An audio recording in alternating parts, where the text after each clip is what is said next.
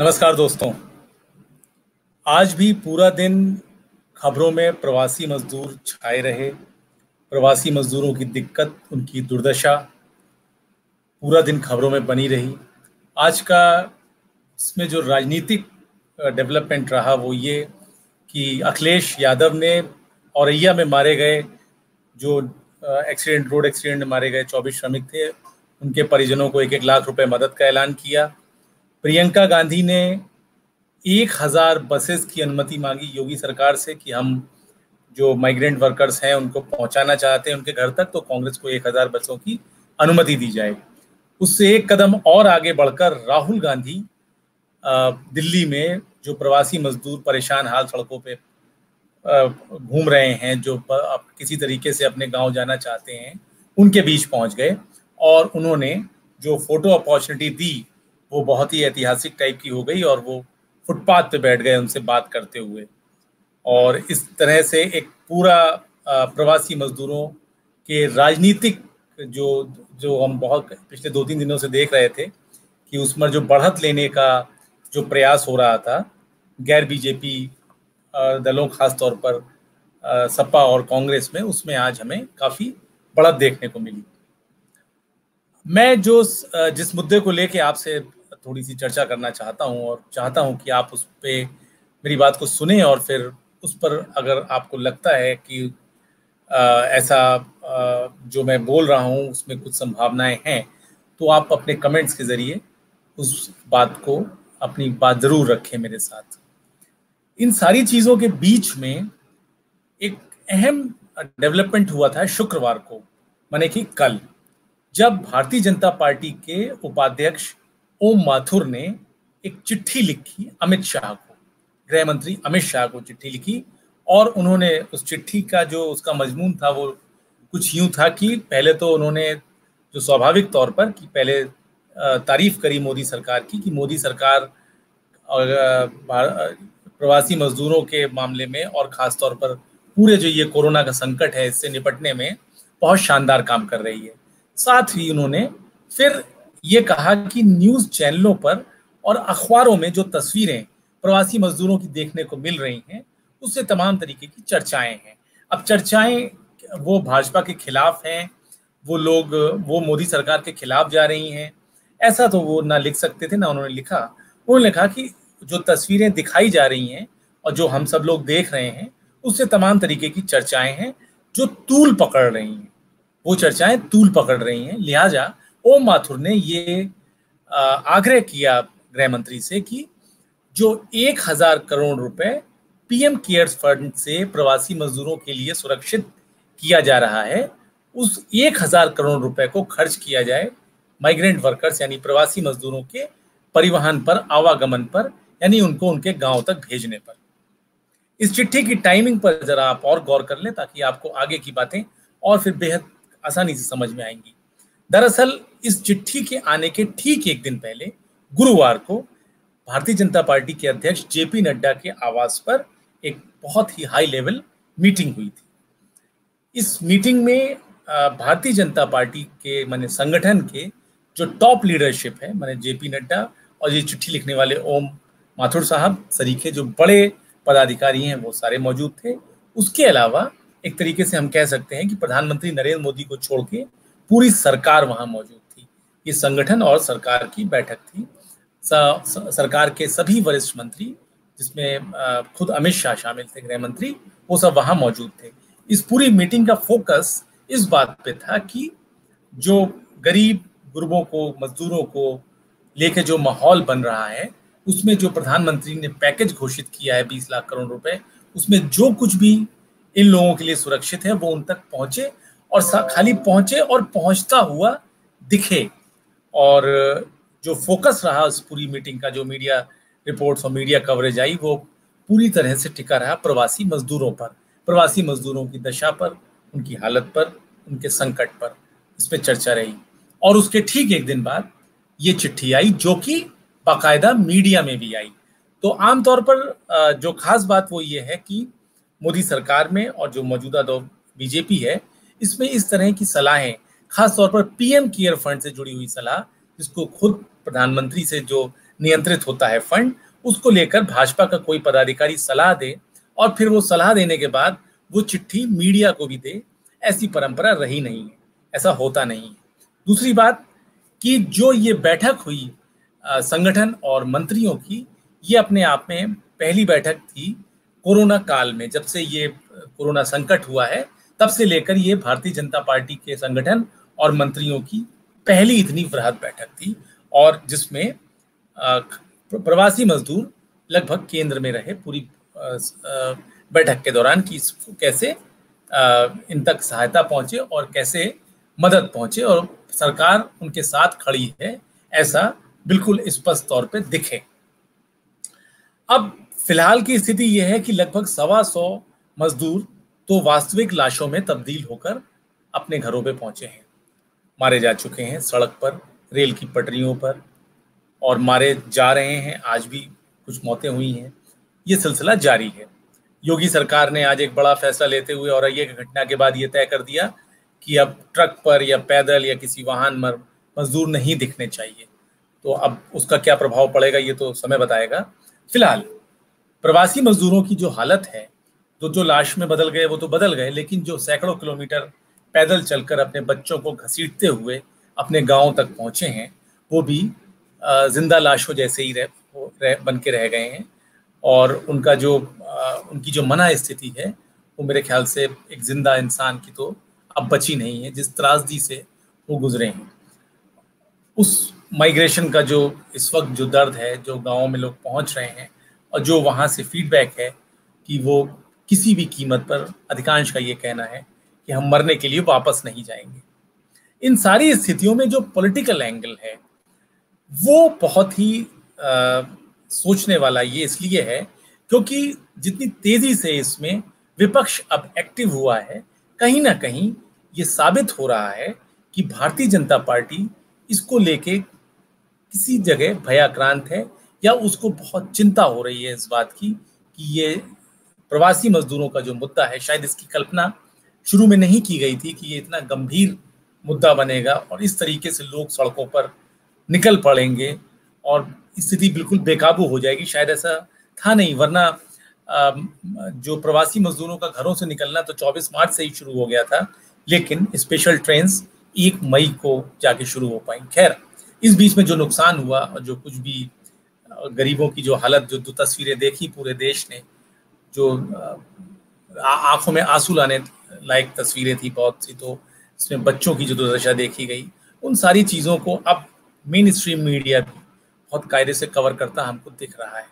अब ओम माथुर की चिट्ठी को अगर हम एक एग्जाम्पल के तौर पे लें, एक उसको ये लें कि आखिर ये चिट्ठी लिखने की जरूरत क्यों आन पड़ी भारतीय जनता पार्टी के वरिष्ठ उपाध्यक्ष को। जहां तक आग्रह करने की बात है गृह मंत्री से कि 1000 करोड़ रुपए इस पे खर्च किया जाए उनके आवागमन पर, तो इसको चिट्ठी लिखकर सार्वजनिक तौर पर जाहिर करने की कोई जरूरत थी नहीं, क्योंकि उसके ठीक एक दिन पहले इतनी विशाल और वृहद बैठक हुई जिसमें कि ये विचारों का आदान प्रदान जाहिर तौर पे हुआ ही होगा, लोगों ने राय दी होगी। लेकिन ये चिट्ठी लिखकर उसको मीडिया में देना, तो ये जाहिर तौर पर एक पोस्चरिंग है कि सरकार और संगठन ये मजदूरों के साथ खड़ा हुआ है। अब ये चिंता क्यों है, इसका जो पॉलिटिकल एनालिस्ट हैं और जो बात चर्चा निकल के आ रही है वो ये जो एक माहौल ये बन रहा है कि आखिर भारतीय जनता पार्टी को अब ये एहसास हुआ है कि नरेंद्र मोदी के सहारे सब चैन की बंसी तो बजा रहे हैं 6 साल से उनके चेहरे पर, चाहे भारतीय जनता पार्टी का पूरा परिवार हो, चाहे संघ परिवार हो, एक ऐसा चेहरा, इतना मजबूत चेहरा जिसने ये साबित किया कि वो सुपर डुपर हिट है। क्योंकि जिस तरीके से कोरोना काल की देश में शुरुआत हुई, बड़े ही खुशनुमा टाइप के माहौल में भी हुई थी। एक दिन का कर्फ्यू लगाओ, जनता कर्फ्यू नरेंद्र मोदी ने कहा, पूरा देश ने कर्फ्यू लगा दिया। मोदी जी ने कहा कि आप वो बजाइए, थालियां बजाइए, घंटे घड़ियाल बजाइए, पूरा देश उसमें जुट गया। फिर उन्होंने कहा कि आप दिया जलाइए, दिया जलाना क्या, लोगों ने दिवालियां मना दी। तो एक तरीके का प्री पोल सर्वे हुआ, एक खुशनुमा सा माहौल था कि अपना चेहरा हिट चल रहा है।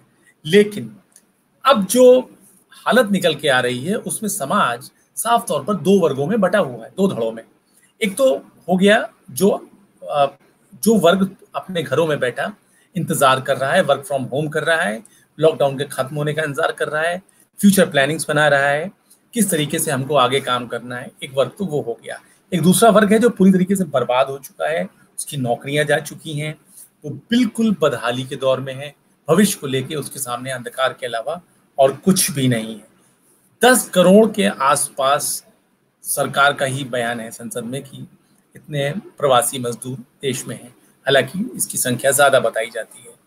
अब मूल मुद्दे पर जो मैं जिस पे चर्चा करना चाहूंगा आपसे, वो ये कि 2014 के पहले तक की बात करें या भारतीय जनता पार्टी की जो अपनी छवि की बात करें, वो छवि हुआ करती थी कि ये मिडिल क्लास की पार्टी है, बनियों की पार्टी है, ऊंची जातियों की पार्टी है।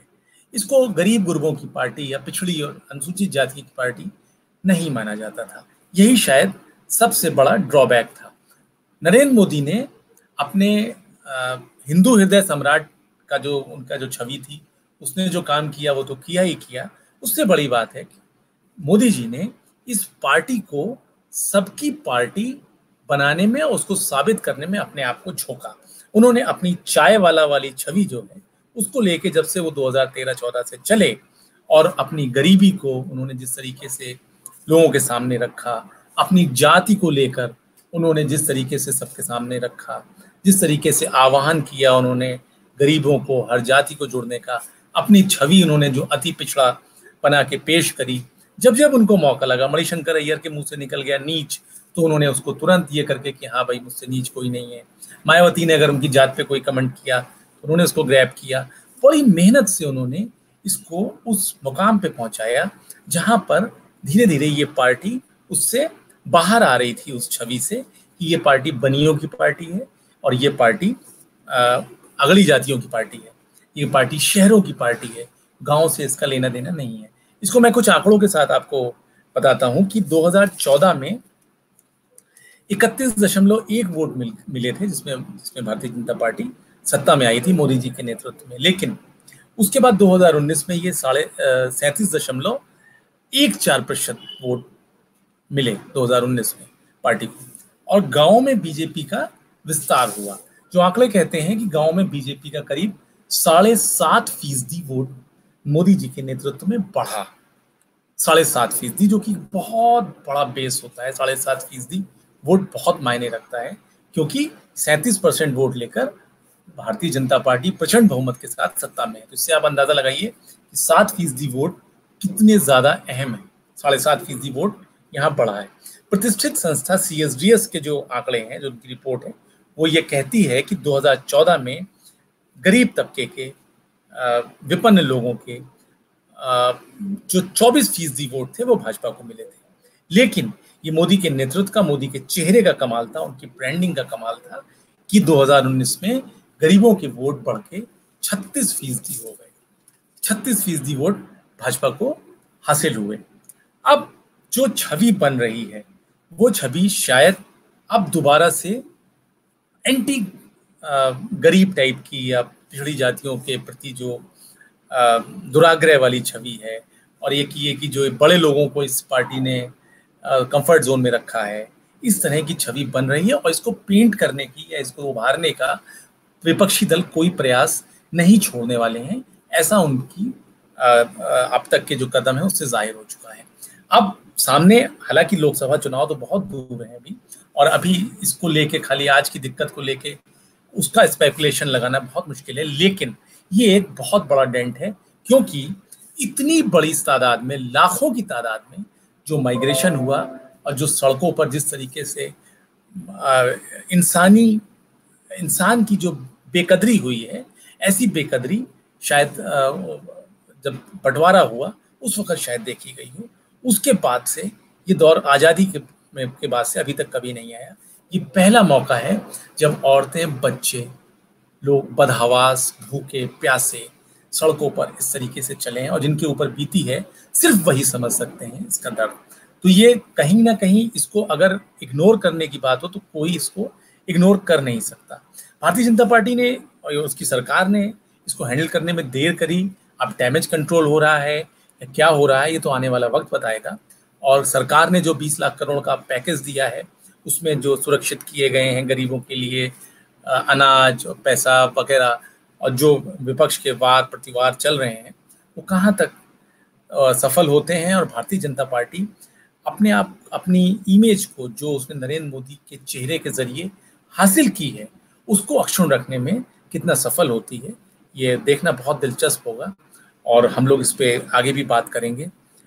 अगर आपको मेरी बात में कुछ जोड़ना है या आपको लगता है कि हाँ, ये जो पिछले गुरुवार और शुक्रवार का जो भारतीय जनता पार्टी का मूव था और जो अब डेवलपमेंट है, जिस तरीके से अब रोल डाउन, मतलब इन्होंने एक तरीके से मोदी माफ कीजिएगा योगी सरकार ने जो वापस लिया फैसला मजदूरों को श्रम कानूनों में, जो उन्होंने एक सबसे अहम बदलाव किया था कि फैक्ट्री मालिक 12 घंटे तक काम ले सकता है 8 घंटे के मुकाबले, उसको उन्होंने वापस लिया है उस फैसले को।